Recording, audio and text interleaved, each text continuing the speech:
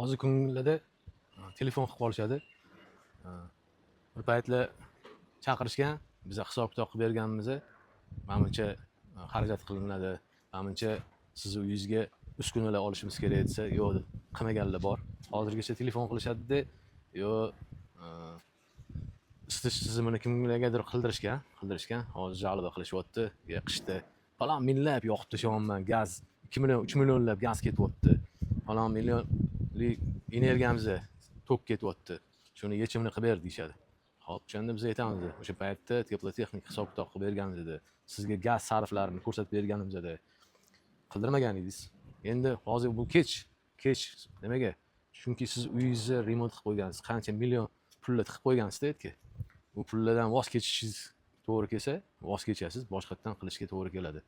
Hop, shunaqa holatlarga tushib qolmaslik uchun prorablarga, dizaynerlarga, hop, uy qurayotganlarga takliflarimiz bor.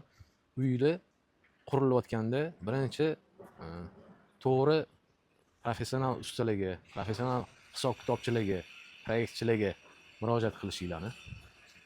Har taraflama o'ylab sizni foydangizga yechim qilib beriladi debdi. Sizni foydangizga uskuna tanlashda, turba, nasoslar va hokazolar shuni tanlashda to'g'ri yechim beriladi. O'shanda sizni uyingizda yillik xarajatlaringiz ham chiqib keladi. Yillik xarajatlaringiz, gaz, energiya, tok energiyalarini xarajat qilishlaringiz chiqib keladi. Hamma narsani o'zining hisob-kitoblari bor. O'sha hisob-kitobda asoslanib uy qurilishida isitish, sovutish tizimlarini qilinsa, hamma narsaga yechim bor.